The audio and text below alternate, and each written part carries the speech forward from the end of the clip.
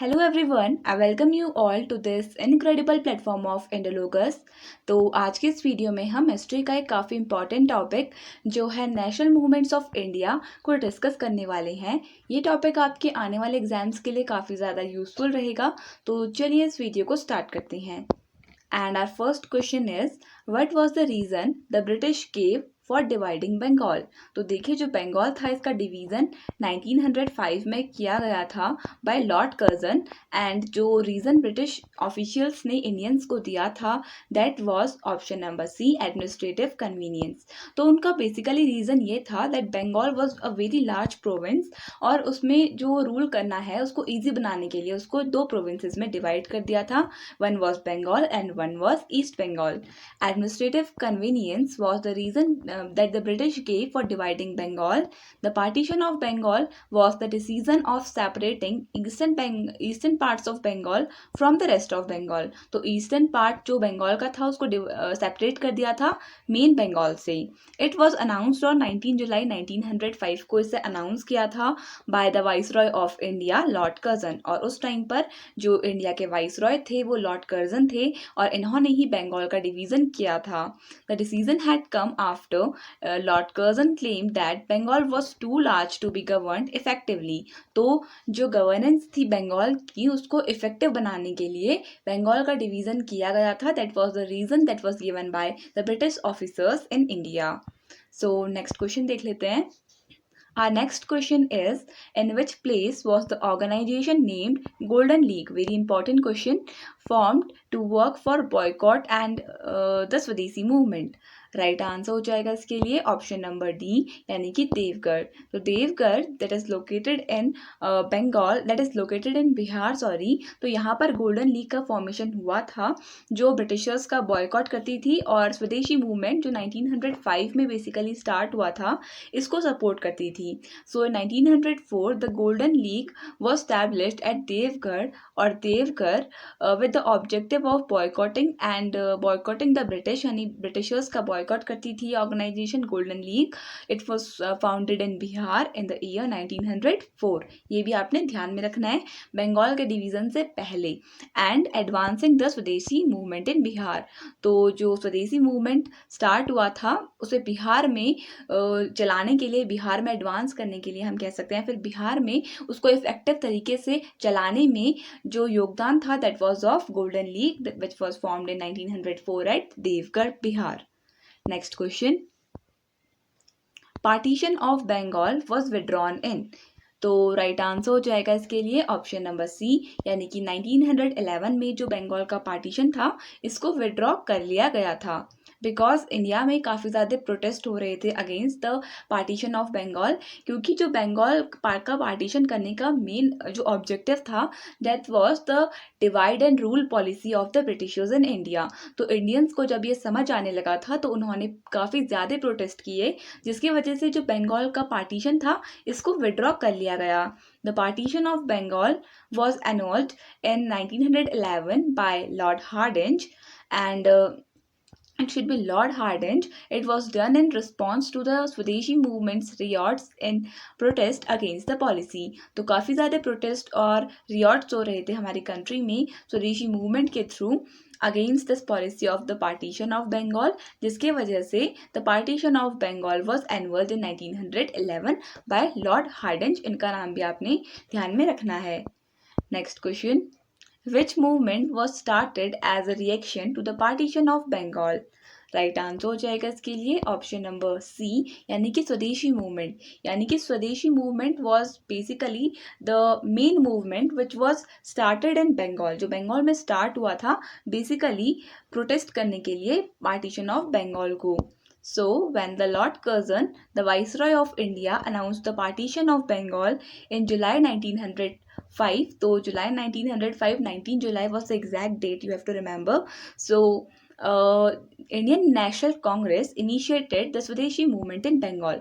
तो आपने ये भी याद रखना है कि स्वदेशी मूवमेंट को आईएनसी ने इनिशिएट किया था, आईएनसी ने स्टार्ट किया था, ये हम कह सकते हैं बंगाल में।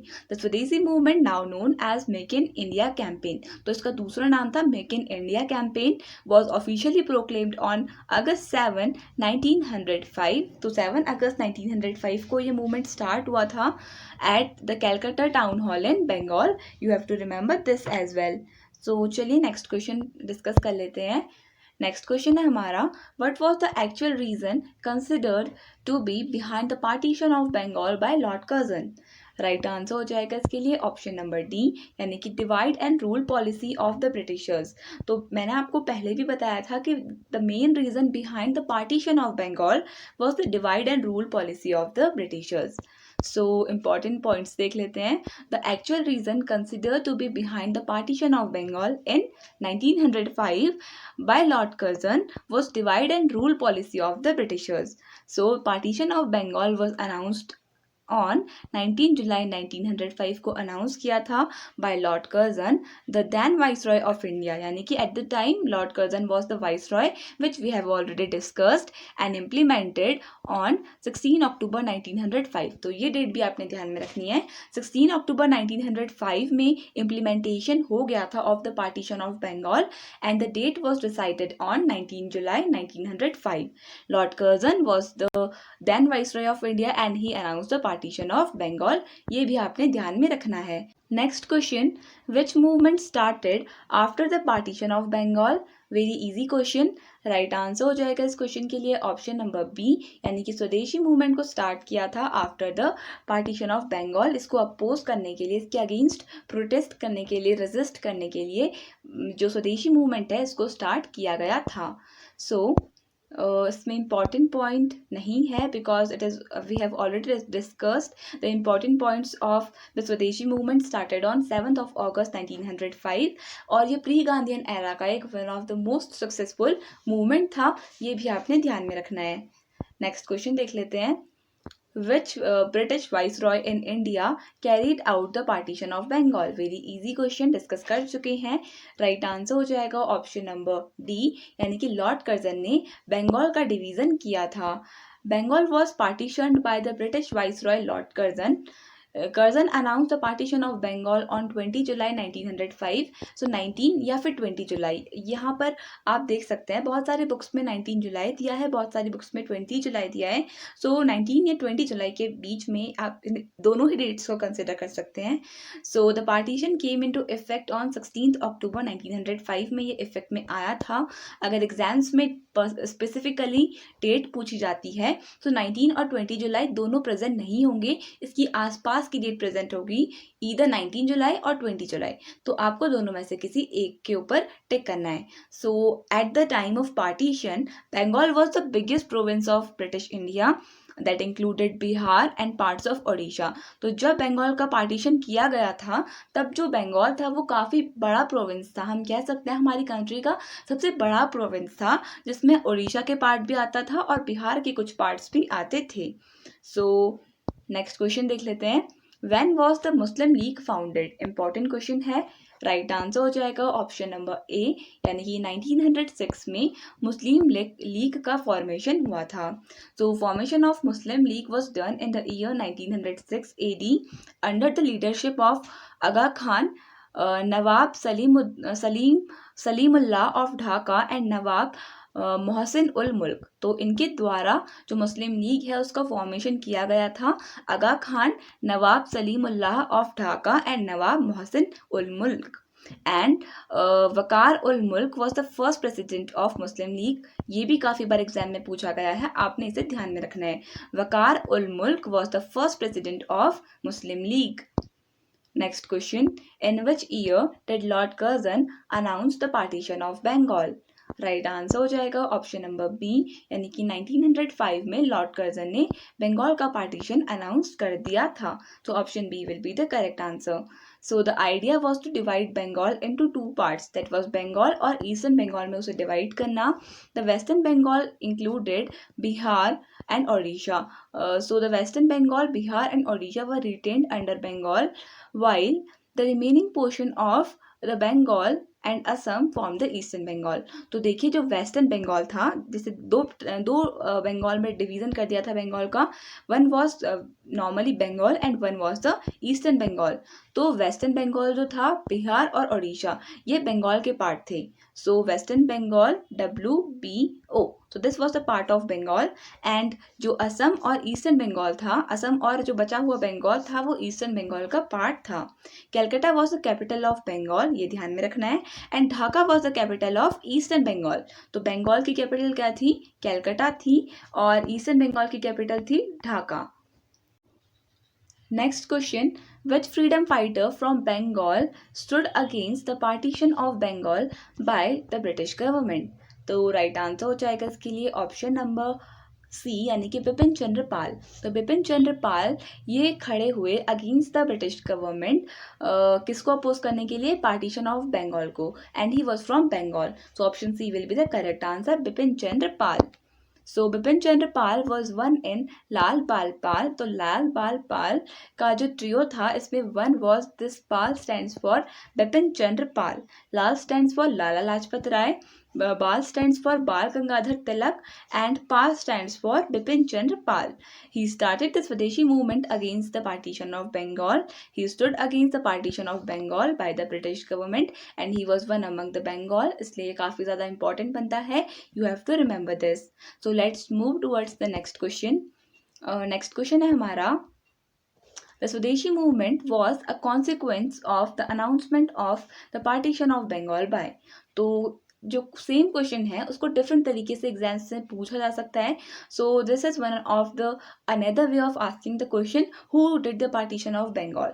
तो राइट आंसर हो जाएगा, आप जानते ही हैं, option B, Lord Curzon. So the Swadeshi movement was proclaimed on 7 August 1905 at Calcutta town hall Bengal. ये भी हमने डिस्कस किया है, 7 August 1905 when Lord Curzon, the Viceroy of India, announced the partition of Bengal in July 1905, INC initiated the Swadeshi movement in Bengal. Next question, Vande Mataram became the popular song of people. So against which movement? तो कौन से movement के time पर? तो हमें बताना है कि during the time of which movement Vande Mataram became a popular song among people. So I am completing the question here. So the right answer will be option number D, that is the Swadeshi movement. तो स्वदेशी movement के time पर जो Vande Mataram slogan था ये काफ़ी ज़्यादा famous हो गया था, you have to remember this. During Swadeshi movement started on, आपको ये डेट बतानी है कॉमेंट सेक्शन में। Vande Mataram became a popular song of the people, popular song as well as slogan बन गया था लोगों के बीच में स्वदेशी मूवमेंट के टाइम पर Vande Mataram, which is currently the national song of India. So the Swadeshi movement began in 1905 with the Viceroy of India Lord Curzon partitioning Bengal at that continued until 1911 तक चला था। तो आई होप अब आपको पार्टीशन ऑफ बंगाल अच्छी तरीके से याद हो गया होगा, इसके एक एक पॉइंट याद हो गया होगा। सो बिकॉज हम काफ़ी बार डिस्कस कर चुके हैं एंड डिफरेंट क्वेश्चंस में हम जो इंपॉर्टेंट पॉइंट्स के थ्रू रिवीजन कर रहे हैं उसके थ्रू आपका जो माइंड में कॉन्सेप्ट है, माइंड में जो फैक्ट्स हैं वो ईजी तरीके से बैठ गए होंगे। So this was the strongest in Bengal and was recognised in India as the Vande Mataram movement. तो देखिए वंदे मातरम जो सॉन्ग या स्लोगन था इस टाइम पर काफ़ी ज़्यादा फेमस हो गया था। ड्यू टू दैट जो स्वदेशी मूवमेंट है इसको वंदे मातरम मूवमेंट के नाम से भी जाने लगा था। तो हमने इसका एक और नाम डिस्कस किया था, तो वो नाम आपको कमेंट सेक्शन में बताना है। So let's move towards the next question now. Next question है हमारा, who among the following annulled the partition of Bengal. Right answer हो जाएगा इसके लिए ऑप्शन नंबर ए, यानी कि लॉर्ड हार्डिंज ने जो पार्टीशन ऑफ बंगाल है उसको ख़त्म किया था, यानी पार्टीशन ऑफ बंगाल की जो पॉलिसी थी इसको ख़त्म किया था, या फिर हम कह सकते हैं integration of Bengal was done by Lord Hardinge in the year 1911. The partition of Bengal was announced by the Viceroy Curzon on July 19, 1905. Bengal was partition on 16 October 1905, ये भी हमने डिस्कस किया है. Swadeshi movement was launched in Bengal to protest the partition of Bengal, ये भी हमने discuss किया है. इन 1905 द बंग भंग मूवमेंट, तो देखिए बंग भंग मूवमेंट भी कहा जाता है पार्टीशन ऑफ बंगाल को, हिंदी में हम इसे बंग भंग ही कहते हैं. Started in the whole country in protest against the partition of Bengal. So after political opposition, तो काफ़ी ज़्यादा पॉलिटिकल अपोजिशन सहना पड़ा था ब्रिटिश गवर्नमेंट को, जिसके वजह से lord Hardinge reintegrated Bengal on 12 दिसंबर 1911. तो 12 दिसंबर 1911 को integration of Bengal was done, या फिर हम कह सकते हैं reintegration of Bengal was done on 12 December 1911 by Lord Hardinge. तो नेक्स्ट क्वेश्चन देख लेते हैं. Which one of the following started Lathi Club during the freedom struggle of India? काफ़ी important है ये लाठी club. So it was started by बाल गंगाधर तिलक. So option D will be the correct answer, बाल गंगाधर तिलक. So ये भी आपने ध्यान में रखना है. तो चलिए next question, so important points देख लेते हैं. Bal Gangadhar Tilak is also known as Lokmanya Tilak, तो इनको लोकमान्य तिलक के नाम से भी जाना जाता है. And he founded the lathi club, आप ऐसे याद कर सकते हैं. Bal Gangadhar Tilak was given the nickname as Lokmanya and Lathi Club also starts with L, so L square. Lokmanya started the Lathi Club. So the Lathi Club was organized to make the youth brave and to enable them to fight for the freedom of their country. तो यहाँ पर इसका जो main objective था वो youth को strong बनाना, brave बनाना, ताकि वो कंट्री की फ्रीडम के लिए फाइट कर सकें. He was the founder of the Deccan education society also. तो ये भी आपने ध्यान में रखना है. काफ़ी बार असर्शन रीजन टाइप के जो क्वेश्चंस होते हैं उसमें यहाँ पे डीप फैक्ट्स रिक्वायर्ड होते हैं. For example it is also one of the important facts कि डेक्कन एजुकेशन सोसाइटी के फाउंडर भी थे Bal Gangadhar Tilak. He was one among the founders of Fergusson college in 1885 in Pune through the Deccan education society. तो ये भी आपने ध्यान रखना है. He was also one among the founders of Fergusson college in 1885. 1885 एक और काफ़ी इंपॉर्टेंट डेट बनती है. 1885 में जो हमारी इंडियन नेशनल कांग्रेस थी उसका भी फॉर्मेशन हुआ था ऑन 28 दिसंबर 1885 में. Next question. Sachindra Nath Sanyal established a branch of अनुशीलन समिति at Patna in which of the following year? Right answer हो जाएगा इस क्वेश्चन के लिए ऑप्शन नंबर डी, यानी कि 1913. तो 1913 में सचिंद्र नाथ सन्याल ने एक अनुशीलन समिति का फॉर्मेशन किया था पटना में. तो ये आपने ध्यान में रखना है. सो ये एक ब्रांच थी of Patna. It was a branch of Anushilan Samiti. So Anushilan Samiti of Patna was established by Sachindranath Sanyal in the year 1913 and it was a branch of Anushilan Samiti. Their main aim was to create an urge among us, the Hindus, to become vigorous spiritually, physically and intellectually. So this was the main aim of this Anushilan Samiti of Patna, which was established by Sachindranath Sanyal in the year 1913. Next question. Who among the following established the Gadar Party? तो right answer हो जाएगा option number D, Lala Hardayal. तो लाला हरदयाल ये founder थे Gadar party के.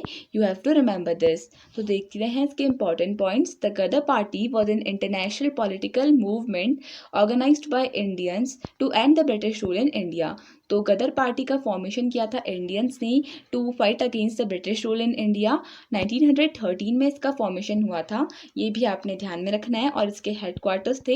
Headquarters was at युगंतर आश्रम इन San Francisco. तो युगंतर आश्रम जो सैन फ्रांसिस्को में लोकेटेड है, यहाँ पर गदर पार्टी के हेडक्वार्टर्स लोकेटेड थे. It was founded by Sohan Singh Bhakna and Lala Hardayal. तो इसके दो फाउंडर्स थे. टुगेदरली सोहन सिंह भाकना एंड लाला हरदयाल ने इसकी फॉर्मेशन की थी गदर पार्टी की. यह आपने ध्यान में रखना है. The Gadar party was organised by migrants Indians in the United States. The old name of the Gadar party was the Pacific Coast Hindustan Association. तो ये भी आपने ध्यान रखना है. Pacific Coast Hindustan Association was the old name of Gadar party. ये ध्यान में रखना है. और सेकेंड चीज जो इसका फॉर्मेशन था, it was organised by the migrant Indians, यानी कि इंडिया से गए हुए माइग्रेंट्स एट USA. तो ये आपने ध्यान में रखना है, इंपॉर्टेंट है ये गदर पार्टी। नेक्स्ट क्वेश्चन देख लेते हैं। In August 1907, Madam Bhikaji Kama became the first person to host Indian flag on the foreign soil in। Right answer हो जाएगा इसके लिए ऑप्शन नंबर ए यानी कि जर्मनी।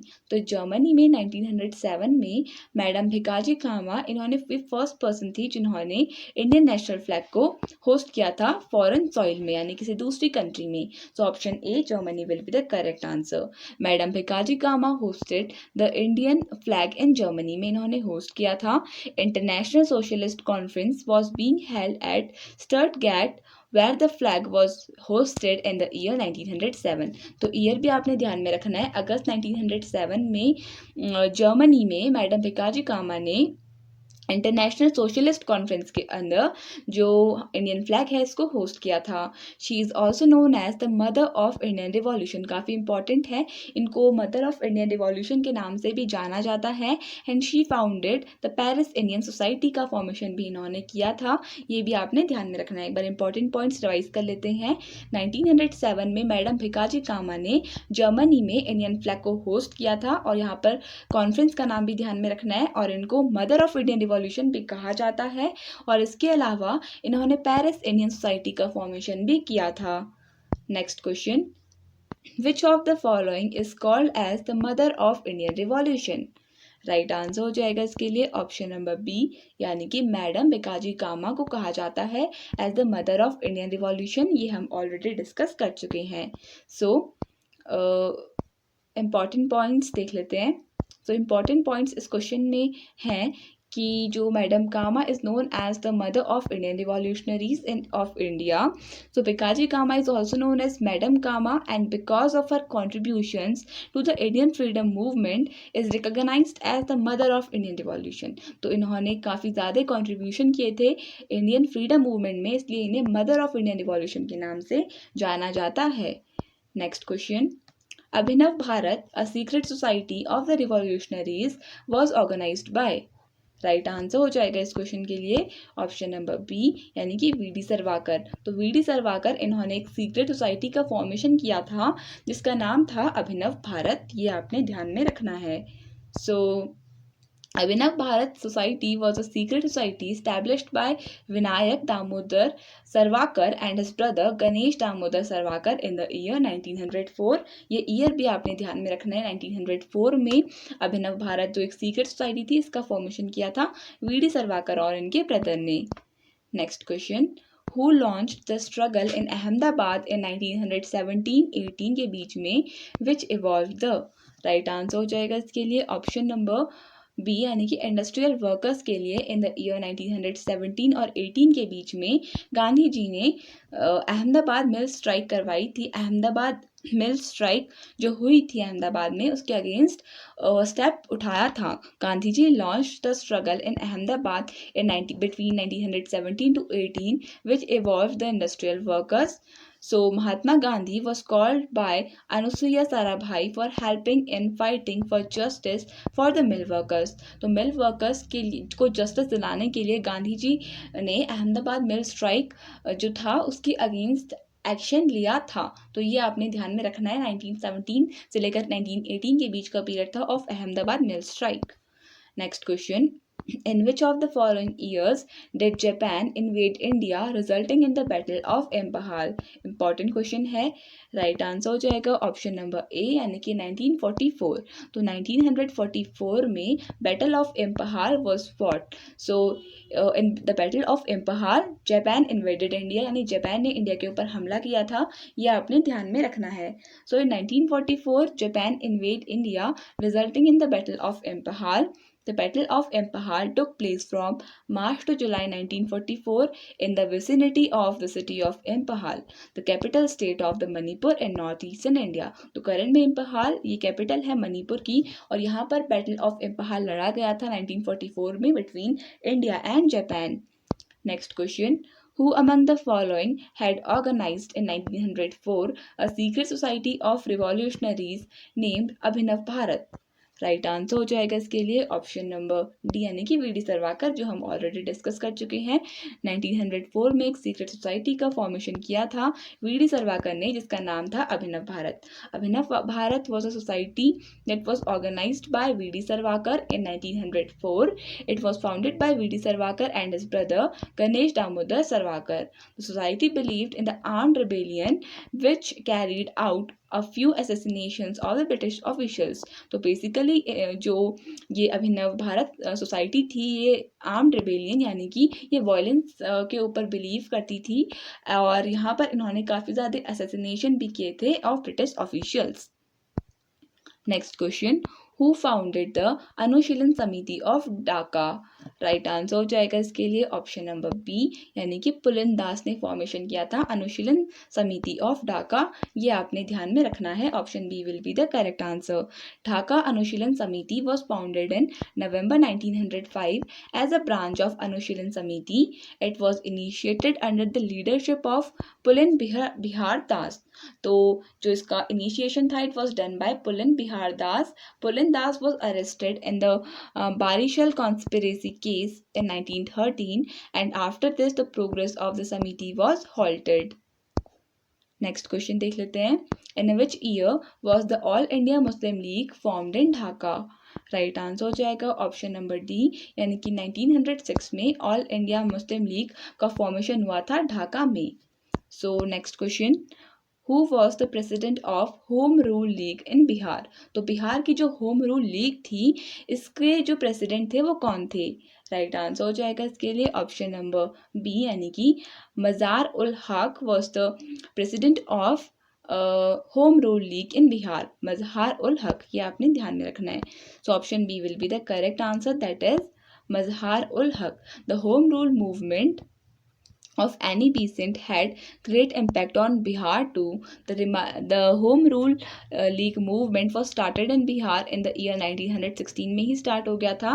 मज़ार उल हक was the president of this movement in Bihar. ये भी आपने ध्यान में रखना है, बिहार में जो प्रेसिडेंट थे वो थे मज़हार उल हक। नेक्स्ट क्वेश्चन देख लेते हैं, who established the Indian home rule society in London? तो लंदन में जो इंडियन होम रूल सोसाइटी थी, इसका फॉर्मेशन किसने किया था? The correct answer for this question will be option number C, that is Shyamji Krishna Varma. इन्होंने फॉर्मेशन किया था Indian Home Rule Society in London. Shyamji Krishna Verma established the Indian Home Rule Society in London. It was an Indian organization found in the year 1905 में इसका formation हुआ था।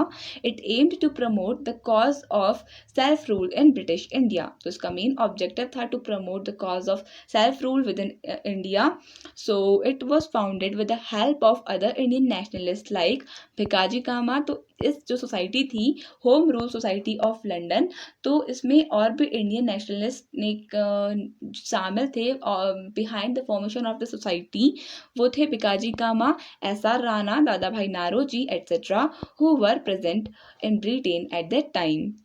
Next question देख लेते हैं, who started the home rule movement in Poona? तो देखिए, आपने ये जो होम रूल मूवमेंट जो डिफरेंट प्लेसेस के मैंने आपको बताए हैं, आपने इनका रेगुलर टाइम इंटरवल में इनका रिवीजन करना है ताकि ये आपको याद हो सके। So the correct answer for this question will be option number C, that is Bal Gangadhar Tilak was the founder of home rule movement in Pune. तो पुणे में जो स्टार्ट किया था वो बाल गंगाधर तिलक जी ने किया था। So, the Home Rule movement was started by Bal Gangadhar Tilak in April 1916 at Pune. So, it was started by Annie Besant and Subramaniam Swamy at Adyar, Madras in September 1916. The movement lasted for about 2 years from 1916 to 1918. ये भी आपने ध्यान में रखना है। It aimed at establishing self-government यानी कि home rule through conducting seminars, distributing pamphlets etcetera. तो ये इसका मेन एम था home rule movement in Pune का। So option C will be the correct answer, Bal Gangadhar Tilak ने स्टार्ट किया था पुणे में। Next question, what was the primary demand of the home rule league movement? Right answer हो जाएगा ऑप्शन नंबर बी यानी कि dominion status within the British empire. It was the primary demand of the home rule league movement in India. So dominion status का जो demand था, वो basically जो main हमारा प्राइमरी एजेंडा था was to attain the dominion status. So dominant status within the British Empire is the correct answer. The Home Rule League sought self-government for India while remaining a part of the British Empire. This was a step towards eventually full independence, which was achieved in the year 1947. तो ये एक eventual step था क्योंकि उस time पर जो हमारी home rule league movement था that was started for a dominion status from the British officials. तो ये आपने ध्यान में रखना है. नेक्स्ट क्वेश्चन देख लेते हैं. The term home rule was adopted from which country? Right answer हो जाएगा इस क्वेश्चन के लिए ऑप्शन नंबर डी यानी कि आयरलैंड. तो इंडिया ने या फिर जो होम रूल जो ये शब्द है ये हमने आयरलैंड कंट्री से अडॉप्ट किया था. सो देख लेते हैं important terms. So the term home rule was adopted from Ireland. Home rule is the government of the colony, dependent country or region by its own citizens. The Indian Home Rule movement was a movement in British India on the lines of Irish Home Rule movement. Indian home rule movement leaders की अगर हम बात करें तो any Besant and Bal Gangadhar Tilak were the prominent leaders of the home rule movement in India. तो ये यहाँ पर जो आयरलैंड में जो Irish home rule movement start हुआ था इससे इंस्पायर होकर ही हमारी कंट्री में होम रूल मूवमेंट स्टार्ट हुआ और ये वर्ड भी आयरलैंड से ही अडॉप्टेड है home rule. Next question. What was the motto of home rule movement? Right answer हो जाएगा इस क्वेश्चन के लिए ऑप्शन नंबर ए यानी कि self government for India was the main agenda main motto of the home rule movement. यानी कि हमारे कंट्री में हम सेल्फ गवर्नमेंट की मांग कर रहे थे या बेसिकली हम कह सकते हैं हम डोमिनियन स्टेटस की मांग कर रहे थे from the British government. So the main motto of the Home Rule movement was the establishment of self-government for India in the British Empire using constitutional methods. Bal Gangadhar Tilak gave the popular slogan during the movement जो था Home Rule is my birthright and I will have it और I shall have it. तो इनका जो statement था that was home rule is my birth right यानी मेरा जन्म सिद्ध अधिकार है and I shall have it. So this was the main slogan which was used during the time of home rule movement in India. Next question देख लेते हैं. Dash started working for the home rule movement in 1916 at Belgaum. तो बेलगाम की अगर हम बात करें तो यहाँ पर होम रूल मूवमेंट को किसने स्टार्ट किया था? राइट आंसर हो जाएगा ऑप्शन डी यानी कि बाल गंगाधर तिलक ने बेलगाम में स्टार्ट किया होम रूल मूवमेंट. सो पुणे की बात करें तो पुणे का जो होम रूल मूवमेंट था that was also started by बाल गंगाधर तिलक और बेलगाम और पुणे दोनों का ही बाल गंगाधर तिलक ने स्टार्ट किया था. ये आपने ध्यान में रखना है. तो अगर हम इम्पॉर्टेंट पॉइंट डिस्कस करें तो Bal Gangadhar Tilak started working for the home rule movement in April 1916 at Belgaum whereas Annie Besant launched a home rule league in September 1916 at Madras. तो मद्रास से स्टार्ट किया था एनी बेसेंट ने और बेलगाम में स्टार्ट किया था बाल गंगाधर तिलक ने अप्रैल 1916. ये भी आपने ध्यान में रखना है. नेक्स्ट क्वेश्चन देख लेते हैं.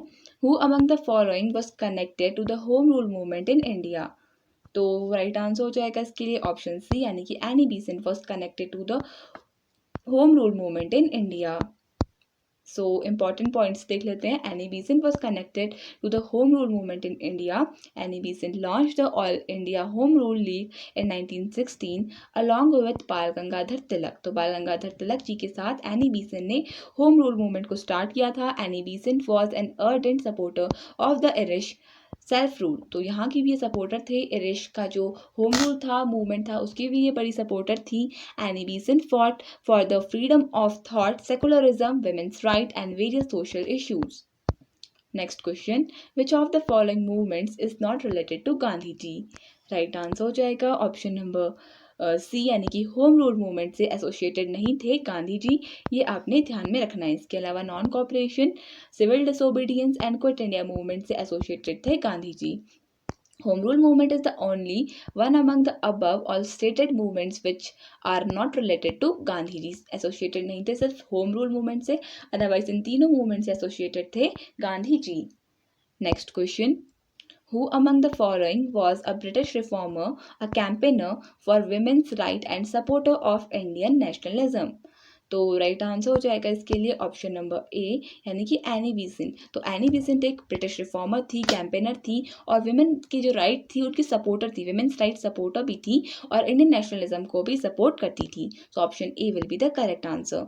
तो एनी बेसेंट की अगर हम बात करें तो Annie Besant was also the first woman president of Indian National Congress. ये आपने ध्यान में रखना है, 1917 में ये बनी थी। इंपॉर्टेंट पॉइंट्स डिस्कस कर लेते हैं। She came to India for the first time in 1893 as a part of theosophical society. तो थियोसॉफिकल सोसाइटी के पार्ट की तरह ये इंडिया आई। She was the society's president from 1907 to 1933.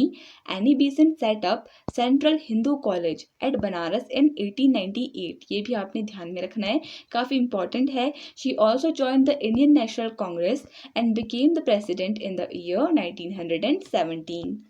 Next question देख लेते हैं। The Home Rule League was set up in 1915-16, worked as an auxiliary units of the right answer हो जाएगा option number B, Indian National Congress will be the correct answer. So the home rule League is launched by Tilak in April 1916 and Annie Besant in September 1916। ये भी काफ़ी important है, ये अप्रैल 1916 में start किया था बाल गंगाधर तिलक जी ने, और सितंबर 1916 बाय एनी बेसेंट। तो objective of home rule league was to achieve self-government and place Indian National Congress on par with the National Party. Tilak had 6 branches headquartered at Delhi, including Maharashtra, Karnataka, Berar and Central Provinces. Next question देख लेते हैं। In which year was the home rule movement started. अब आपको याद हो गया होगा क्योंकि हमने ऑलमोस्ट सारे क्वेश्चंस में जितने भी होम रूल मूवमेंट से एसोसिएटेड थे सब में ईयर डिस्कस किया है। Right answer will be option D, 1916। Next question, in which year the Kheda satyagraha took place. Right answer हो जाएगा इसके लिए ऑप्शन नंबर बी, यानी कि 1918 में खेड़ा सत्याग्रह हुआ था।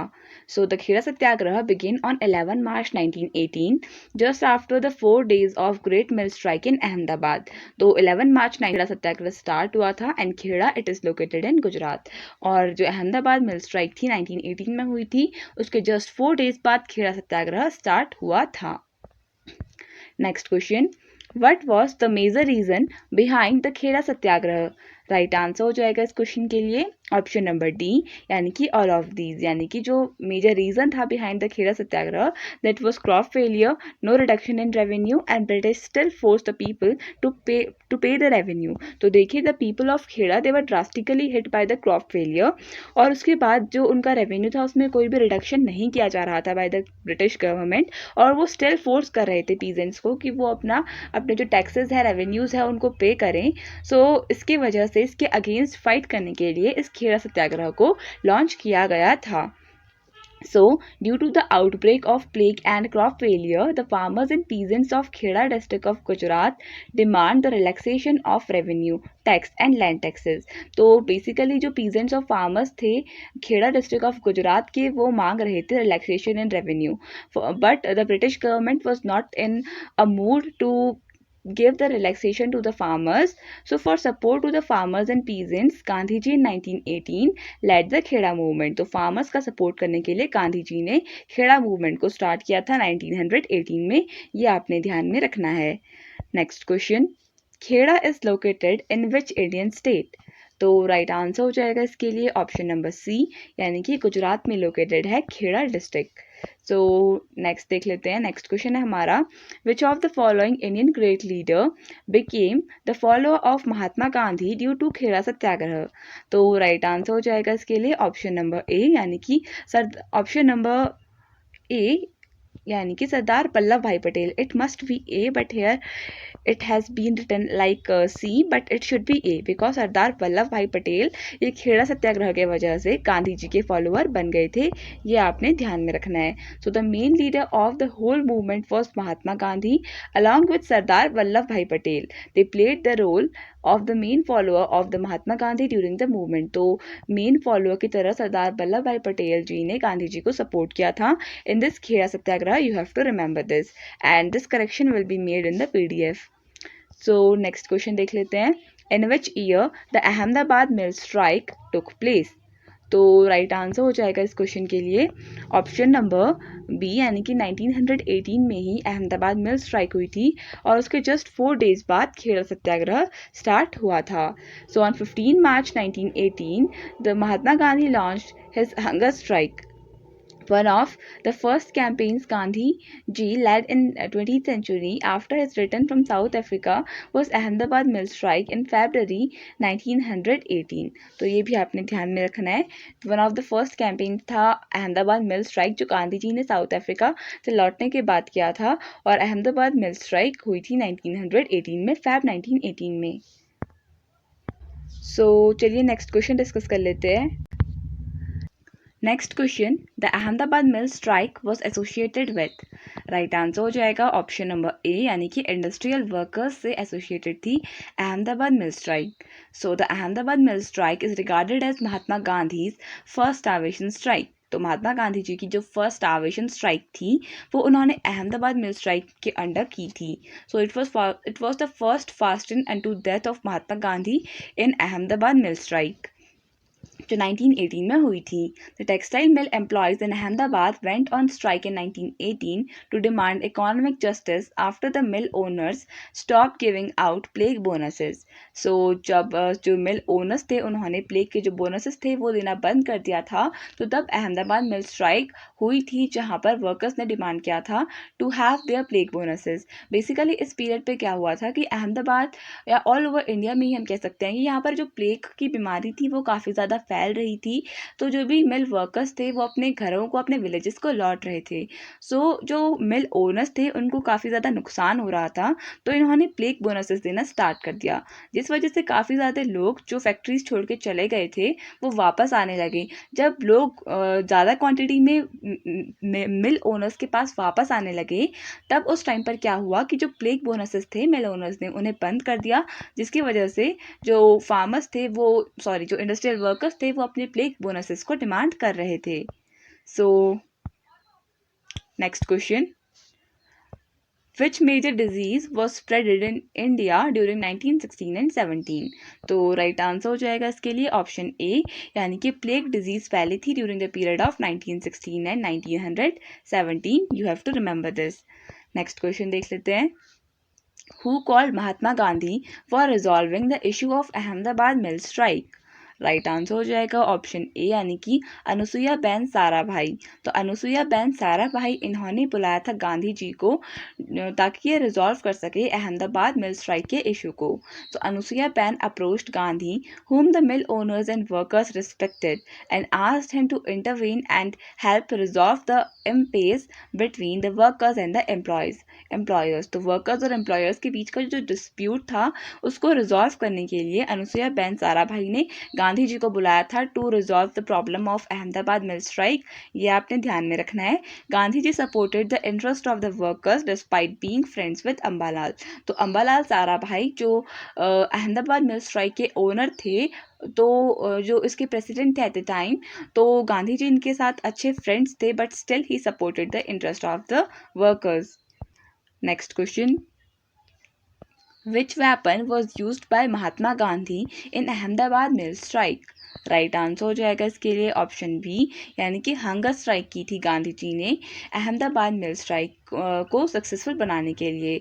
सो Ahmedabad Satyagraha is also known as Ahmedabad mill strike was the first hunger strike led by Mahatma Gandhi. तो ये भी आपने ध्यान में रखना है. The Ahmedabad Satyagraha was led by Mahatma Gandhi in 1918 after he returned from South Africa just at the turn of the 20th century. Next question, in which year Rowlatt act was pass. तो अब हम राउलेट सत्याग्रह में पहुंच गए हैं. राउलेट एक्ट कब पास किया गया था? राइट आंसर हो जाएगा ऑप्शन डी, यानी कि 18 मार्च 1919 को राउलेट एक्ट को पास किया गया था. सो ये आपने ध्यान में रखना है. द राउलेट एक्ट, जिसको ब्लैक एक्ट के नाम से भी जाना जाता है, was an act passed by imperial legislative council. ये नाम भी आपने ध्यान में रखना है. इम्पीरियल लेजिस्लेटिव काउंसिल ने राउलेट एक्ट को पास किया था इन दिल्ली ऑन 21 मार्च 1919. तो बेसिकली मार्च 1919 आप ध्यान में रख सकते हैं। तो यहाँ पर काफ़ी बुक्स में काफ़ी ज़्यादा डिफरेंस देखने को मिलता है, but basically March 1919 will be the correct answer. Somewhere it has been written as 18 March, somewhere 21 March, तो आपने सिंपली याद रखना है मार्च 1919। सो नेक्स्ट क्वेश्चन देख लेते हैं। What was the real name of Rowlatt Act? Right answer हो जाएगा इसके लिए ऑप्शन नंबर सी, यानी कि the Anarchical and the Revolutionary Act of 1919। ये बेसिकली रियल नेम था राउलेट एक्ट का, ये आपने ध्यान में रखना है। Next question, which two great leaders were arrested under the Rowlatt Act on 9 April 1919? Right answer हो जाएगा इसके लिए ऑप्शन सी, यानी कि सैफुद्दीन किचलू और डॉक्टर सत्यपाल, इन दोनों को अरेस्ट कर दिया था और 9 April 1919 under the Rowlatt act. सो अगर हम बात करें सिंपल वर्ड्स में राउलेट एक्ट की, तो राउलेट एक्ट एक ऐसा एक्ट था जो ऑथराइज करता था ब्रिटिश गवर्नमेंट को to arrest anybody suspected of terrorist activities. तो यानी देखिए, जब इंडिया में रिवॉल्यूशनरी एक्टिविटीज़ काफ़ी ज़्यादा बढ़ गई थी तो ब्रिटिश गवर्नमेंट ने इस राउलेट एक्ट को पास किया, जिसके अंडर ब्रिटिश गवर्नमेंट के पास ये पावर थी कि वो किसी को भी जिसको भी वो सस्पेक्ट करते, यानी जिसके ऊपर भी उन्हें शक होता कि टेररिस्ट एक्टिविटीज़ या सिंपली हम कह सकते हैं रिवॉल्यूशनरी एक्टिविटीज़ में इन्वॉल्व है, तो वो उनको अरेस्ट कर सकते थे और उनको without any trial in the court उनको 2 साल तक की सज़ा सुनाई जा सकती थी। So this was an unfair act, therefore it was regarded as black act. ये भी आपने ध्यान में रखना है। So 2 popular Congress leaders Satyapal and Saifuddin Kitchlew were arrested on 9th of April under the Rowlatt Act. The protest was very intense when the act came into effect and the army was called in Punjab to tackle the situation. Next question. Who was the president of Imperial Legislative Council which passed the Rowlatt Act? Right answer हो जाएगा इसके लिए option number B, यानी कि sir Sydney Rowlatt क्या थे? President of imperial legislative council थे, जिसने राउलेट एक्ट को पास किया था on 19 March 1919, on 18 March 1919. So the Rowlatt Act was passed by the Rowlatt Committee. President was Sir Sidney Rowlatt. It authorized to arrest for 2 years without trial of any person suspected of terrorism living in British India. तो ये आपने ध्यान में रखना है, ये वही statement है कि किसी भी पर्सन को अरेस्ट किया जा सकता था और उसको 2 साल तक की सज़ा सुनाई जा सकती थी under the Rowlatt act, who was living under in British India, यानी कि ब्रिटिशर्स के टाइम पर ये वैलिड था। Next question, which title was given to Mohandas Karamchand Gandhi यानी MK Gandhi which he gave up after the Jallianwala Bagh massacre? तो राइट आंसर हो जाएगा इसके लिए option number D, Kaisar Hind. तो देखिए, ब्रिटिश जो सरकार थी उन्होंने गांधी जी को एक टाइटल दे रखा था जिसका नाम था केसर हिंद। तो ये टाइटल को गांधी जी ने गिव अप कर दिया था जलियांवाला बाग मसाकर के बाद, जो हुआ था 13 अप्रैल 1919 को। सो देखिए, रविंद्रनाथ टैगोर जी ने भी अपना जो टाइटल था जो था नाइटहुड, इसको गिव अप कर दिया था या फिर रिनाउंस कर दिया था। So R N. Tagore renounced his knighthood in protest and Mahatma Gandhi gave up his title of Kesar-e-Hind bestowed by the British for his work during the Boer War. Next question. On which date Mahatma Gandhi withdrew the Rowlatt Satyagraha after Jallianwala Bagh massacre? Right answer हो जाएगा option number D, यानी कि 19 अप्रैल 1919 को गांधी जी ने Rowlatt सत्याग्रह जो launch किया था उसको विड्रॉ कर दिया था, क्योंकि जो जलियांवाला बाग मसाकर था it created so much violent like situation with in the country. तो 19 अप्रैल 1919 को गांधी जी ने जलियांवाला बाग मसाकर के बाद राउलेट सत्याग्रह को विड्रॉ कर दिया था। So, on 6th of April 1919, Mahatma Gandhi started non-violent satyagraha against the unjust Rowlatt Act passed by the British government. तो गांधी जी ने राउलेट सत्याग्रह कब स्टार्ट किया था? 6th of April 1919 को स्टार्ट किया था और 19 अप्रैल 1919 को विड्रॉ करा।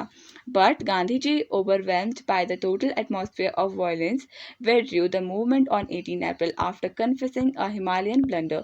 तो इन्होंने इसको हिमालयन ब्लंडर का नाम दिया और 18 और 19 अप्रैल के बीच में इन्होंने जो राउलेट सत्याग्रह है इसको स्टॉप कर दिया। Next question, who killed the lieutenant governor of Punjab Michael O'Dwyer? तो राइट आंसर हो जाएगा इसके लिए ऑप्शन नंबर ए, यानी कि उधम सिंह। तो उधम सिंह ने किल किया था जो गवर्नर थे पंजाब के माइकल ओडायर को। इन्होंने सस्पेक्ट किया था कि ये जनरल डायर थे, but he was Michael O'Dwyer and he was killed by Udham Singh. So, next question. Which of the following actions was not adopted by Indians in the non-cooperation movement? तो non-cooperation movement, it was a movement where people started not to cooperate with the British government, यानी कि जो British सरकार थी उसके साथ cooperate नहीं करने का सोचा था हमारी कंट्री के लोगों ने, and it was just to boycott the British government. So option B will be the correct answer. तो देखिए, boycott of the services was done by the people, boycott of courts was done by the lawyers, surrender of titles that the government awarded ये भी किया था non cooperation movement के under. देखिए, जो भी गवर्नमेंट सर्विसेज में लोग थे उन्होंने अपनी गवर्नमेंट जॉब छोड़ दी। नॉन कॉपरेशन मूवमेंट मतलब not to cooperate with the government. और जो इंग्लिश कोर्ट्स थे वहाँ से लॉयर्स ने विड्रॉ कर लिया, और जो टाइटल्स थे वो भी लोगों ने सरेंडर कर दिए। इसके अलावा जो स्टूडेंट्स थे उन्होंने कॉलेजेस और स्कूल्स को छोड़ दिया which were operated by the British government, ये आपने ध्यान में रखना है। इसके अलावा जितने भी गवर्नमेंट स्कूल्स थे, गवर्नमेंट ऑफिसर्स थे, सभी इंडियंस ने कोऑपरेट करा और इन ऑफिसर्स को छोड़ दिया। So, the non-cooperation movement was to be non-violent and to consist of Indians resigning their titles, boycotting government educational institutions, the courts, government services, foreign goods को भी बॉयकॉट किया, एंड इलेक्शंस, और elections को भी boycott किया, and eventually refusing to pay the taxes. Next question. Who proposed for a mass civil disobedience movement in 1922 to release the political prisoners of non-cooperation movement? Right answer हो जाएगा इसके लिए option number P, यानी कि महात्मा गांधी। तो महात्मा गांधी जी ने propose किया कि एक सिविल डिसोबीडियंस मूवमेंट को 1922 में लॉन्च कर दिया जाना चाहिए, क्योंकि नॉन कॉपरेशन मूवमेंट के अंडर जब लोगों ने प्रोटेस्ट करना स्टार्ट किया तो गवर्नमेंट ने काफ़ी ज़्यादा पॉलिटिकल जो लीडर्स थे उनको प्रिजन में डाल दिया, यानी कि उनको प्रिजनर बना दिया। तो इस टाइम पर गांधी जी ने अपील किया था, प्रपोज किया था एक मास सिविल डिसोबीडियंस मूवमेंट को 1922 में। Mahatma Gandhi propose for a mass civil disobedience movement in 1922 to release the political prisoners of non cooperation movement. यहाँ पर सिर्फ प्रपोज किया था, ये भी आपने ध्यान में रखना है, क्योंकि सिविल डिसोबीडियंस मूवमेंट को काफ़ी देर में लॉन्च किया था after the non cooperation movement. It was launched by Mahatma Gandhi on August 1, 1920 के आसपास जो नॉन कॉपरेशन मूवमेंट था इसको लॉन्च किया गया था। It was the first mass movement organised nation wide during India's struggle for freedom. Next question. Which British journal fired at Jallianwala Bagh in which more than 1,000 people died? Right answer हो जाएगा इसके लिए option number A, यानी कि journal O'Dwyer. तो journal O'Dwyer इसने fire किया था जलियांवाला बाग में, जहाँ पर more than 1,000 people were died. तो देखिए, पीपल ऑन 13 अप्रैल 1919 जो लोग थे अमृतसर के, they were unaware of the martial act जो तब अमृतसर में लागू किया गया था। So people gathered at Jallianwala Bagh for celebrating Baisakhi. So martial act के अंडर ऐसा था कि मोर देन 4 और 5 पीपल के नॉट गैदर टुगेदर। सो इसके अंडर क्या हुआ कि जनरल ओडायर ने जो जलियांवाला बाग का एक लौता गेट था उसको क्लोज कर दिया और वहाँ पर फायरिंग स्टार्ट कर दी। So it was the gruesome execution of hundreds of innocent people by the Gurkha British Indian Army under the orders of then Anglo-Indian Brigadier R.H. Dyer, यानी Reginald something it was Dyer. So Reginald O'Dyer, तो इसने order दिया था कि जो जलियांवाला बाग है उसमें innocent people की किलिंग हुई, and General O'Dyer was responsible for it. So these people were peacefully opposing the Rowlatt Act of 1919. तो peacefully यहाँ पर कुछ लोग बैसाखी सेलिब्रेट कर रहे थे, कुछ लोग peacefully राउलेट एक्ट को ऑफ 1919 जो हुआ था उसको अपोज कर रहे थे, but mass killing was done bye Reginald O'Dwyer here. So next question देख लेते हैं. The non cooperation movement started in which year? Right answer हो जाएगा इसके लिए ऑप्शन नंबर सी, यानी कि 1920 में नॉन कॉपरेशन मूवमेंट को स्टार्ट किया गया था। The non cooperation movement started in the year 1920। The leader of non cooperation movement was Mahatma Gandhi, ये आपने ध्यान में रखना है। The non cooperation movement was a mass movement that evolved participation from the nationalist as well as the public. तो ऐसा ये एक फर्स्ट ऐसा मूवमेंट था जहाँ पर नेशनलिस्ट के साथ साथ पब्लिक ने भी जमकर सपोर्ट किया। अगर हम बात करें नॉन कोऑपरेशन मूवमेंट की, तो नॉन कोऑपरेशन मूवमेंट ये बेसिकली एक ऐसा मूवमेंट था जहाँ पर गांधी जी ने हिंदूज और मुस्लिम्स को एक साथ यूनाइट करके जो खिलाफत इशू चल रहा था उसको और जो इंडिपेंडेंस का इशू चल रहा था दोनों को मिलाकर एक मास मूवमेंट स्टार्ट किया। ये भी आपने ध्यान में रखना है। इसके अलावा इस टॉपिक से एक क्वेश्चन और भी काफ़ी इंपॉर्टेंट बनता है, वो ये है कि जो नॉन कॉपरेशन मूवमेंट था इसको 2 पार्ट्स में लॉन्च किया गया था, यानी कि बेसिकली हम कह सकते हैं 2 सेशंस के बेसिस पे इसको पास किया गया था। अगर हम बात करें फर्स्ट सेशन की, तो फर्स्ट सेशन सेप्टेम्बर में हुआ था कैलकाटा 1920 में। इसके अंडर क्या हुआ था कि नॉन कॉपरेशन मूवमेंट को पास करने का अप्रूवल दिया गया था। But in the Nagpur session of December 1920 जो नॉन कॉपरेशन मूवमेंट था इसको फाइनली लॉन्च कर दिया गया था। ये आपने ध्यान में रखना है, नेशन वाइड इसे लॉन्च कर दिया गया था। सो नेक्स्ट क्वेश्चन देख लेते हैं।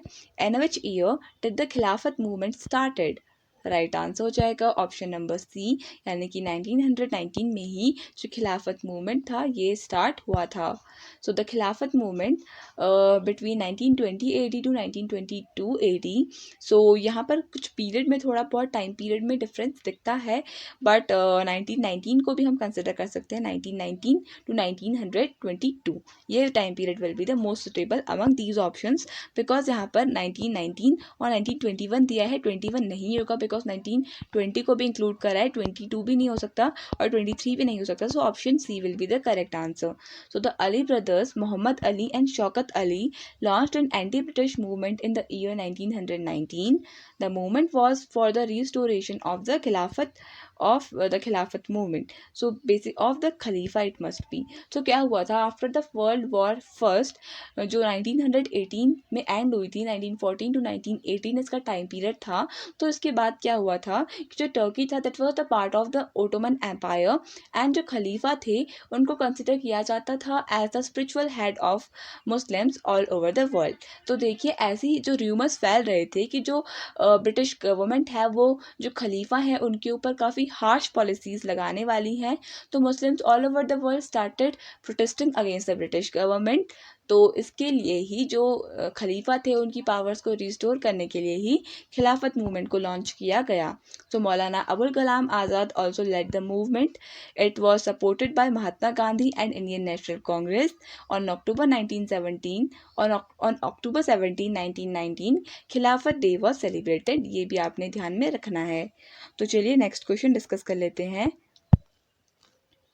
नेक्स्ट क्वेश्चन है which event led to the termination of non cooperation Khilafat movement by Gandhi ji? Right answer हो जाएगा option D, Chauri Chaura incident. तो देखिए जो नॉन कोऑपरेशन मूवमेंट और खिलाफत मूवमेंट जो साथ में चल रहे थे, गांधी जी के द्वारा इन्हें चलाया जा रहा था, तो ये एंड हुआ चौरी चौरा इंसिडेंट के बाद, जो काफ़ी एक वायलेंट एक्टिविटी हो गई थी एट चौरी चौरा। सो चलिए डिस्कस करते हैं इसके बारे में। So the Chauri Chaura incident took place in which year? Right answer हो जाएगा ऑप्शन बी, यानी कि 1922 में चौरी चौरा इंसिडेंट हुआ था। इसके बारे में डिस्कशन कर लेते हैं। Chauri Chaura incident on 5th February 1922 an angry mob set fire to the police station at Chauri Chaura which is located in the Gorakhpur district of UP. यानी उत्तर प्रदेश की गोरखपुर डिस्ट्रिक्ट में ये चौरी चौरा प्लेस सिचुएटेड है। 5th February 1922 को लोगों ने जो चौरी चौरा का पुलिस स्टेशन था इसको लॉक किया और यहाँ पर आग लगा दी। Where 22 policemen were burned to death, यानी 22 जो पुलिसमैन थे ये इनकी डेथ हो गई थी। Due to this Gandhi ji abruptly called off the non cooperation movement on 11th February 1922। तो 11th Feb 1922 को इस वायलेंट इंसिडेंट की वजह से जो 5th February 1922 में हुआ था, गांधी जी ने कॉल ऑफ कर दिया था नॉन कोऑपरेशन मूवमेंट को। Next question, which event led to the termination of non cooperation movement? So ये हम डिस्कस कर चुके हैं. The answer will be Chauri Chaura incident. Next question देख लेते हैं. So here the same information is given. हमने ये ऑलरेडी डिस्कस कर चुके हैं. तो नेक्स्ट क्वेश्चन देख लेते हैं. So who among the following were prominent leaders of the Khilafat movement? Right answer हो जाएगा इसके लिए ऑप्शन नंबर बी यानी कि Mohammad Ali. Option number it should be B, but यहाँ पर सी दिया है, इसको करेक्ट कर लूँगी मैं पीडीएफ में जो आपको प्रोवाइड की जाएगी. So right answer will be, it should be option number A, Maulana Mohammad Ali and Shaukat Ali. yes, Maulana Mohammad Ali and Shaukat Ali will be the correct answer. So option A will be the correct answer. So the movement was started as an agitation by the Indian Muslims against the treatment accorded to the Ottoman Empire after the World War I. The Khilafat movement began in 1919 under the leadership of Ali brothers, Maulana Muhammad Ali and Maulana Shaukat Ali. By mid-1920s, the Khilafat leaders joined the hands of non-cooperation movement. Next question. Which among the following led to Jallianwala Bagh massacre? Right answer हो जाएगा option B यानी कि Rowlatt act. तो Rowlatt act के कारण ही जलियांवाला बाग मसाकार हुआ. Next question देख लेते हैं. Civil disobedience movement was discontinued after? Right answer हो जाएगा इसके लिए ऑप्शन बी यानी कि गांधी इरविन पैक्ट के बाद जो सिविल डिसोबीडियंस मूवमेंट था इसको डिसकंटिन्यू कर दिया गया था. देखिए हमने सबके लिए डिसकंटिन्यूएशन पढ़े थे. नॉन कॉपरेशन मूवमेंट के लिए जो डिसकंटिन्यूएशन था that was Chauri Chaura incident. इसके अलावा हमने देखा था राउलेट सत्याग्रह जो रोका था गांधी जी ने, उसके पीछे का कारण था Jallianwala Bagh massacre. So the civil disobedience movement came to an end because of Gandhi Irwin Pact. It was signed by Mahatma Gandhi and the then Viceroy of India, Lord Irwin, on March 5, 1931. ये भी आपने ध्यान में रखना है. 5th of March 1931 को sign किया गया था by the Viceroy who was Lord Irwin. ये आपने ध्यान में रखना है. देखिए civil disobedience movement was the another great movement launched by Mahatma Gandhi in India. देखिए नॉन कॉपरेशन मूवमेंट का जो मेन मोटो था that was not to cooperate with the government, but यहाँ पर सिविल डिसोबीडियंस मूवमेंट का जो मोटो था that was not to cooperate with the government plus it was that not to cooperate with the government. इसके साथ साथ government ने जो रूल्स बनाए हैं उनको ब्रेक करना. सो नेक्स्ट क्वेश्चन देख लेते हैं. The reason for launching the civil disobedience movement by Mahatma Gandhi in 1930 was? तो 1930 में सिविल डिसोबीडियंस मूवमेंट को लॉन्च किया था. एनसीएम यानी नॉन कॉपरेशन मूवमेंट कब लॉन्च हुआ था? 1920 में. जस्ट 10 ईयर्स बाद 1930 में सिविल डिसोबीडियंस मूवमेंट को लॉन्च किया था. राइट आंसर होगा इसके लिए option B, asking the viceroy to fulfil the 11 points programme. देखिए गांधी जी ने लॉर्ड इरविन को एक लेटर लिखा था for asking his 11 demands for the welfare of the nation. तो जो लॉर्ड इरविन थे उन्होंने गांधी जी की एक भी डिमांड को फुलफिल नहीं किया. इसके अलावा उन्होंने गांधी जी के लेटर का रिप्लाई तक नहीं दिया. देयरफॉर गांधी जी ने इसके बाद सिविल डिसोबीडियंस मूवमेंट को as a nation wide agitation की तरह लॉन्च किया. So Mahatma Gandhi ji launched the civil disobedience movement because Lord Irwin ignored Gandhi's 11 demands, including the abolition of salt tax. तो salt के ऊपर जो tax लगता था इसको भी abolish करने की उसमें एक डिमांड थी. गांधी जी started a civil disobedience movement which is famous Dandi March. तो डांडी मार्च के through on 12th of March 1930 Gandhi ji ने civil disobedience movement को start किया. The civil disobedience movement began with Gandhi's well-known Dandi March. Next question. Who led the civil disobedience movement from Mungar district in Bihar? Right answer हो जाएगा इसके लिए option D यानी कि बनारसी प्रसाद सिंह. इन्होंने launch किया था सिविल डिसोबीडियंस मूवमेंट को from the Munger district of Bihar. So Banarasi Prasad Singh participated in the movement from Mungar district of present day Bihar. The movement lasted for 2 years and involved millions of Indians in protests like strikes and boycotts of British goods. Next question. What was the main objective of the civil disobedience movement? Right answer for this question will be option number A, यानी कि to achieve complete independence from the British rule. So this was the main objective of the civil disobedience movement. ये आपने ध्यान में रखना है. Main जो M था वो बॉयकॉट करना था ब्रिटिश गवर्नमेंट को और कंप्लीट इंडिपेंडेंस को अचीव करना. The civil disobedience movement aimed at the complete refusal of cooperation to the British and hinder the functioning of the British government. It also aimed at the refusal to pay the taxes, boycotting the government and institutions and foreign goods. ये भी आपने ध्यान में रखना है. तो next question देख लेते हैं. So next question है, who was the first woman to participate in the civil disobedience movement? काफ़ी इंपॉर्टेंट क्वेश्चन है. राइट आंसर हो जाएगा इसके लिए ऑप्शन नंबर ए, यानी कि Sarojini Naidu was the first woman जिन्होंने पार्टिसिपेट किया था सिविल डिसोबीडियंस मूवमेंट में. ये आपने ध्यान में रखना है. इसके अलावा कमला देवी चट्टोपाध्याय, विजय लक्ष्मी पंडित and Sarojini Naidu were all leading activists who contributed to women's associations and committees campaigning for the issues that affected women and nationalist movement more generally. इसके अलावा कमला देवी चट्टोपाध्याय और विजय लक्ष्मी पंडित were also active in the nationalist movement at this time period. Next question, C. Rajagopalachari led the salt satyagraha in which of the following states? Right answer हो जाएगा इसके लिए option number B, यानी कि तमिलनाडु. तो तमिलनाडु में सी राजगोपालाचारी जी ने सॉल्ट सत्याग्रह को लॉन्च किया. So C Rajagopalachari led the salt Satyagraha protest in Tamil Nadu inspired by the Dandi march of Mahatma Gandhi. A group of 100 men led by C. Rajagopalachari marched to Vedaranyam and extracted salt from sea water in April 1930. ये आपने ध्यान में रखना है. वेदारण्याम में सी राजगोपालाचारी गए जो एक सी कोस्ट पे लोकेटेड है और यहाँ पर इन्होंने सी वाटर से सॉल्ट का मैन्युफैक्चरिंग किया to break the salt law imposed by the British. तो ब्रिटिशर्स ने सॉल्ट लॉ लगाया था जिसके अंडर ब्रिटिशर्स के पास ही मोनोपोली थी कि वो सॉल्ट का मैन्युफैक्चरिंग कर सकते हैं, सॉल्ट को मैन्युफैक्चर कर सकते हैं. But salt it was a requirement of the daily life. तो इसलिए गांधी जी को ये लगा कि it was an important element of every one's life and every one could relate to it. तो इन्होंने सॉल्ट को एज एन इम्पॉर्टेंट एलिमेंट चुना और सॉल्ट सत्याग्रह को लॉन्च किया. He began his march from Tiruchi on April 13 and reached Vedaranyam on April 28. ये सी राजगोपालाचारी की salt सत्याग्रह की बात चल रही है. तिरुचि से स्टार्ट हुआ to Vedaranyam and he reached there on 28 April 1913. तो नेक्स्ट क्वेश्चन देख लेते हैं. The civil disobedience movement was started in which year? Right answer हो जाएगा ऑप्शन डी, यानी कि 1930 में स्टार्ट हुआ था. ऑलरेडी हम डिस्कस कर चुके हैं बट यहाँ पे इंपॉर्टेंट पॉइंट्स काफ़ी इंपॉर्टेंट हैं, इनको डिस्कस कर लेते हैं.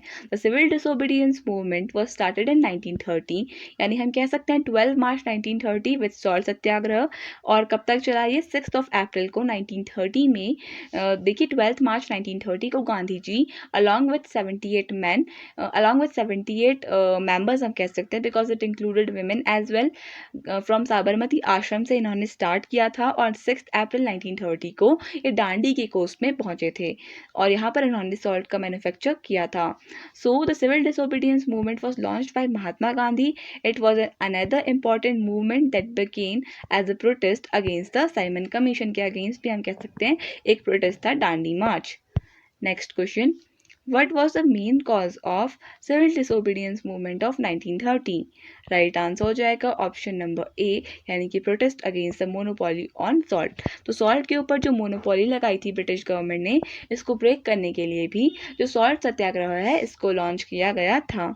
सो in salt Satyagraha Mahatma Gandhi found a powerful symbol. तो गांधी जी ने सॉल्ट को एज अ पावरफुल सिंबल देखा that could unite the entire nation. Thus, he sent a letter to Viceroy Irwin stating 11 demands on 31 जनवरी 1930 को इन्होंने लॉर्ड इरविन को एक लेटर लिखा जहाँ पर इन्होंने 11 डिमांड्स रखी और जिसमें से एक डिमांड थी abolition of salt tax too. So, demand to abolish the salt tax was the most stirring of all. Mahatma Gandhi declared that the tax on salt and the government monopoly over its production revealed the most oppressive phase of the British rule in India. But जो Lord Irwin थे, इन्होंने गांधी जी की 11 demands को नज़रअंदाज किया और finally civil disobedience movement को launch किया गया. Next question, who played the role of mediator in Gandhi Irwin pact? Right answer हो जाएगा ऑप्शन बी, यानी कि Tej Bahadur Sapru. He acted as a mediator between Gandhiji and Lord Irwin in Gandhi Irwin Pact. So Sir Tej Bahadur Sapru was an eminent lawyer, political leader in India during the British Raj. Tej Bahadur Sapru was born in 1875 in Aligarh in a Kashmiri Hindu family. Gandhi Irwin pact resulted at the end of salt Satyagraha. तो salt सत्याग्रह के and पे जो Gandhi Irwin pact था ये sign किया गया. He also acted as a mediator to end the Poona pact. तो Poona pact जो गांधी जी और बी आर अम्बेडकर जी के बीच में हुआ था, इसको टर्मिनेट करने के इसके होने के पीछे भी, इस एग्रीमेंट के होने के पीछे भी जो मीडिएटर थे, he was Tej Bahadur Sapru. You have to remember this. तो चलिए नेक्स्ट क्वेश्चन डिस्कस कर लेते हैं. नेक्स्ट क्वेश्चन है, civil disobedience movement was started in 1930 with.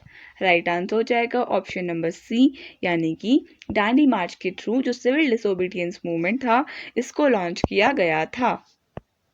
So, on March 12, 1930, Gandhiji inaugurated the civil disobedience movement with the Dandi Salt March. He broke the salt laws imposed by the British government. The civil disobedience movement broadened into people refusing to buy foreign goods, a refusal to and not attending office and school.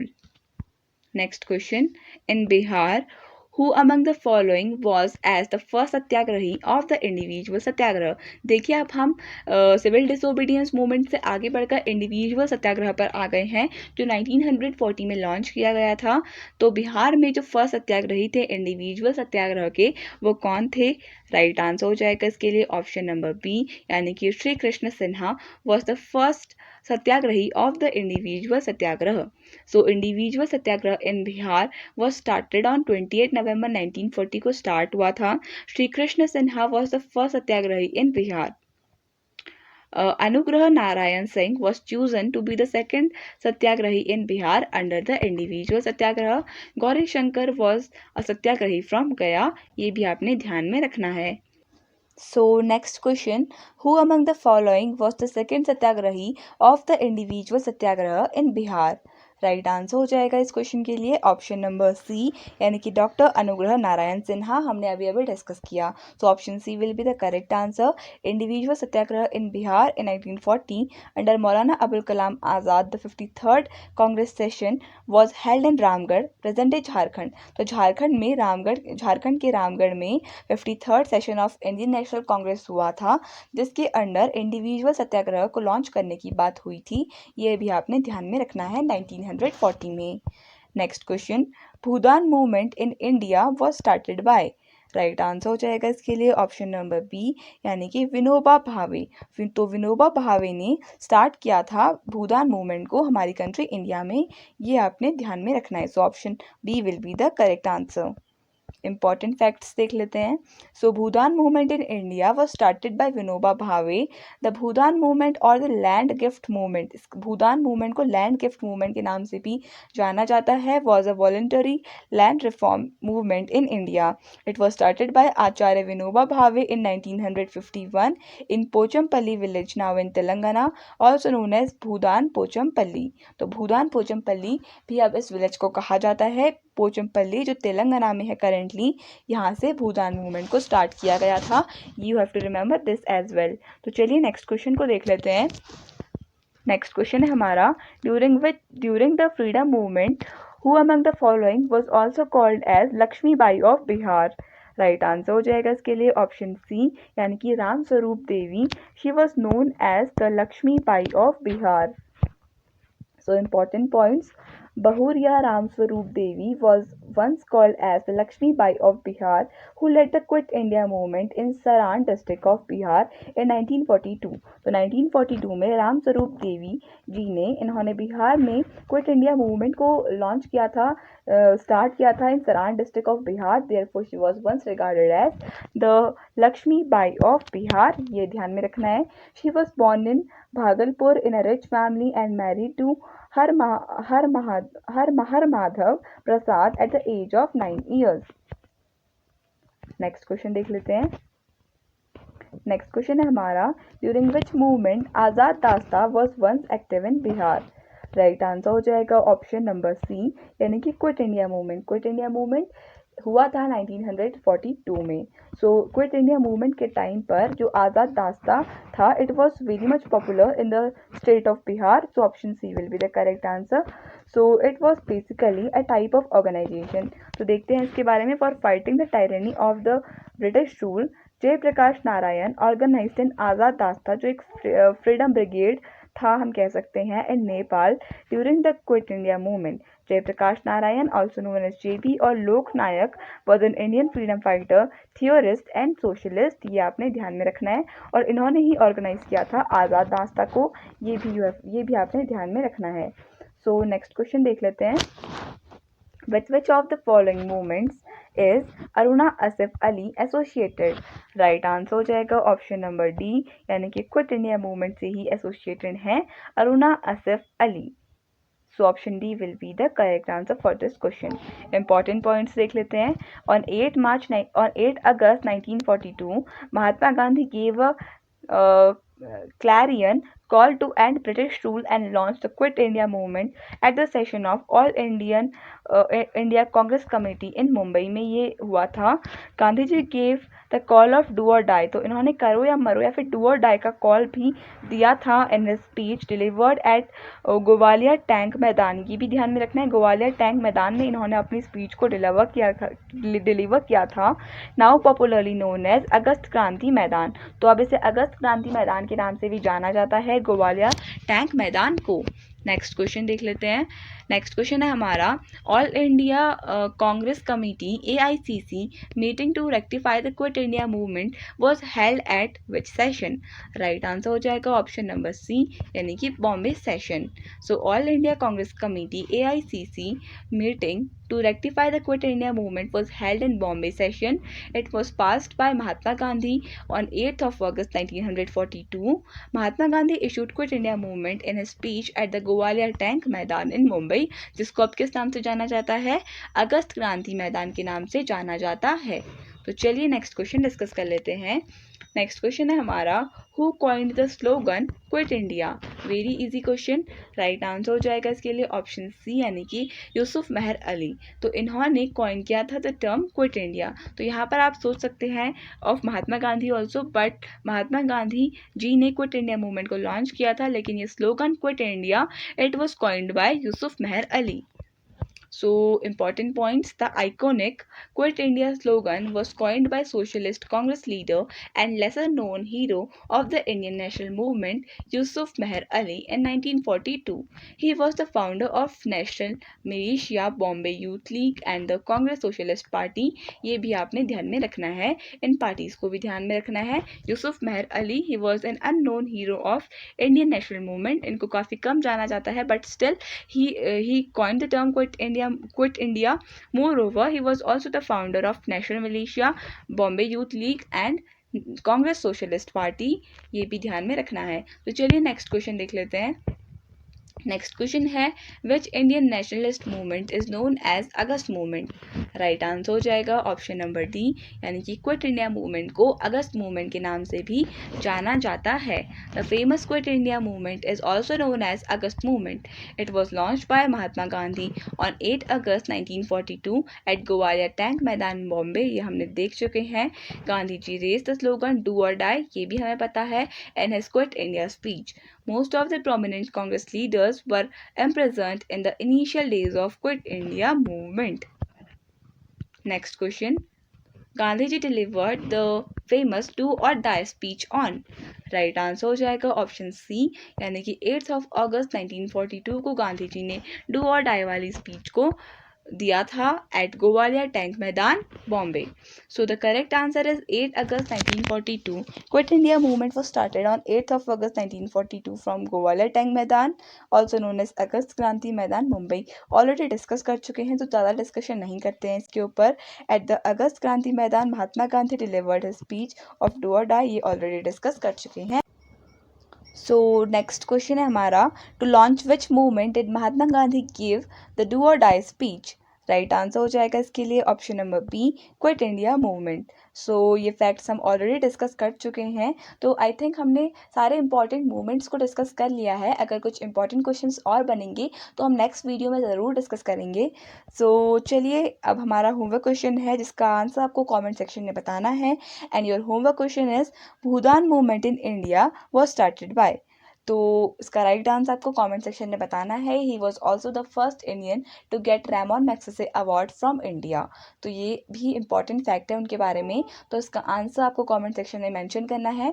Thank you so much for watching this video and I wish all the best for your coming examinations.